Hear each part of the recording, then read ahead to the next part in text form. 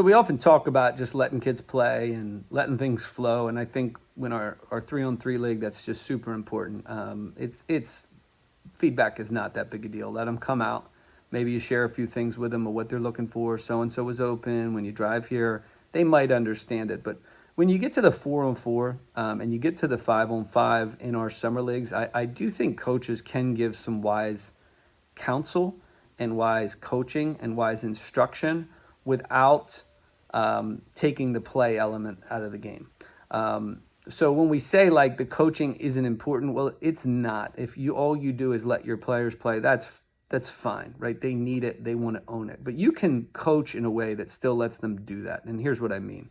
When I was, in the league, not just reffing, but I would coach teams and I would do ever. I would often just take one quarter and I would say, hey, for this quarter, I want you to set as many ball screens as possible. For this quarter, I want you to pass and cut as many times as possible. For this quarter, we're going to set as many go screens or slip screens as possible. I would choose just one thing for them to focus on offense, and then I would choose one thing on defense to say, hey, this quarter, let's give up no transition layups. Everyone run back and give up no transition layups. I even did things like in one half, let's see how many open catch and shoot threes we can make or even shoot. There's all sorts of different ways to just turn a team's attention to just one specific thing to work together and to organize themselves without taking away their freedom, without taking away their fun, right? You're giving them one idea and you just remind them of that idea over and over and over and over again. That's a simple way to teach through play that doesn't take away what they think is fun, right?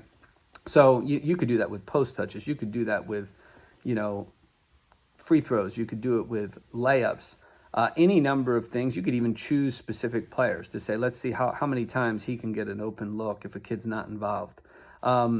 Teaching through play is sometimes messier. It's sometimes tougher, but sometimes it really is that simple. It's just choosing one or two things offensively and defensively to focus their energies upon so that they can organize themselves together, right? That principle of self-organization is something we've talked about before.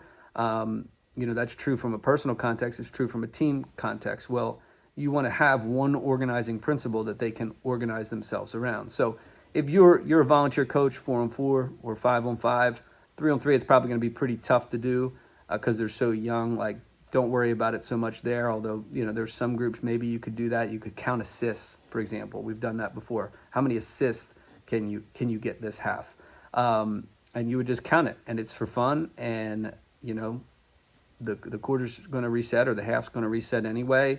But the key to that is when you want a team to organize themselves, it's good to give them one thing to organize around, right? Organize yourself around this. Defensively, we're going to switch everything. Defensively, this half, we're not going to switch anything.